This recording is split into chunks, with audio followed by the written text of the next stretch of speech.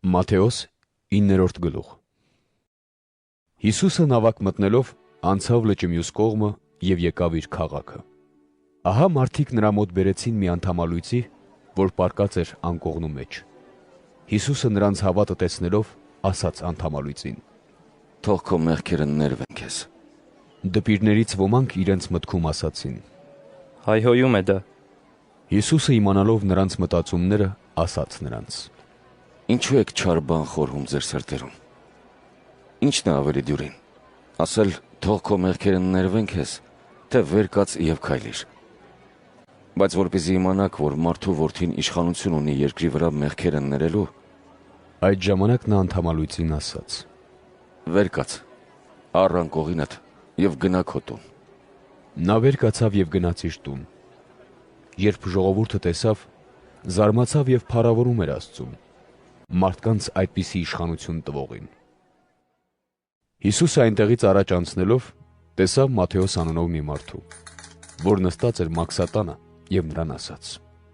Արի իմ հետևից։ Նա վեր կացավ, գնաց նրա հետևից։ Երբ Հիսուսը նրա տանը սեղան էր նստել, ահա մաքսավորներ ու մեղավորներ եկան և բազմեցին Հիսուսի ու նրա աշակերտների հետ։ Երբ փարիսեցիները տեսան, ասացին նրա աշակերտներին.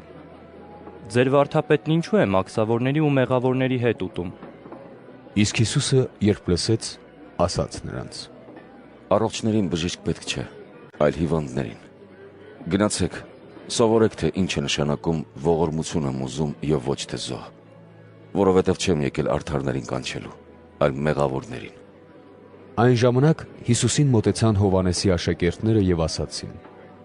Ինչու մենք և փարիսեցիները հաճախ ծոմ ենք պահում, իսկ քո աշակերտները չեն պահում։ Հիսուսը նրանց ասաց.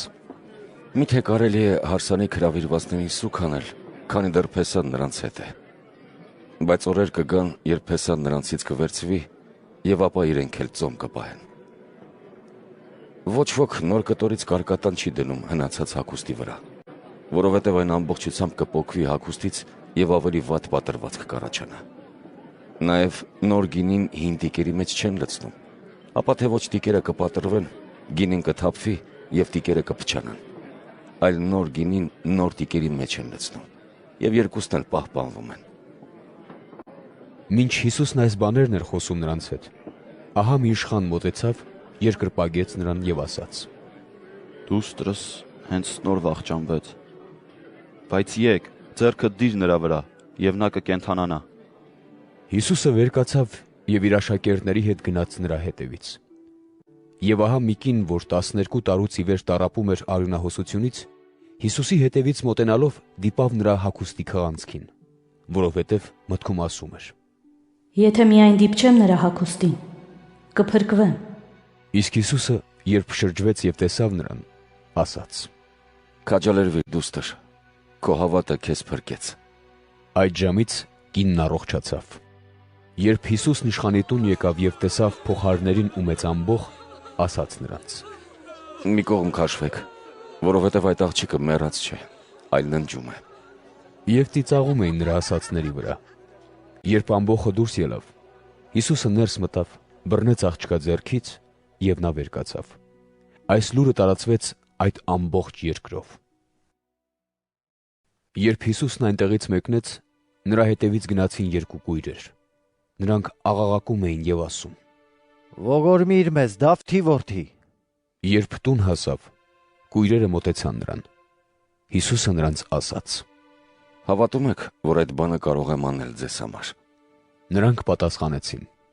Այո, Տեր։ Այդ ժամ Հիսուսը դիպավ նրանց աչքերին և ասաց. Ըստ ձեր հավատի թող լինի ձեզ։ Եվ նրանց աչքերը բացվեցին։ Հիսուսը նրանց խստիվ պատվիրեց, ասելով. Զգույշ եղեք, թող ոչ ոք չիմանա։ Իսկ նրանք ելան և նրա համբավը տարածեցին այդ ամբողջ երկրով։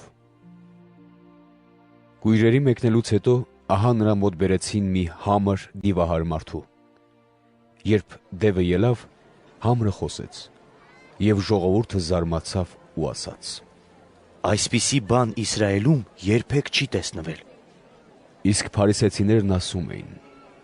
Դևերի իշխանի միջոցով է դա հանում դևերին։ Հիսուսը շրջում էր բոլոր քաղաքներով ու գյուղերով, ուսուցանում էր նրանց ժողովարաններում, քարոզում արքայության ավետարանը և բժշկում ժողովրդի բոլոր ախտերն ու հիվանդությունները։ Տեսնելով ժողովրդի բազմությունը, Հիսուսը գթաց նրանց, որովհետև հոգնած ու լքված էին, ինչպես հովիվ չունեցող ոչխարներ։ Այն ժամանակ իր աշակերտներին ասաց. Հունձքն առատ է, մշակները սակավ։ Արդ աղաչեք հունձքի տիրոջը, որ իր հունձքի համար մշակներ հանի։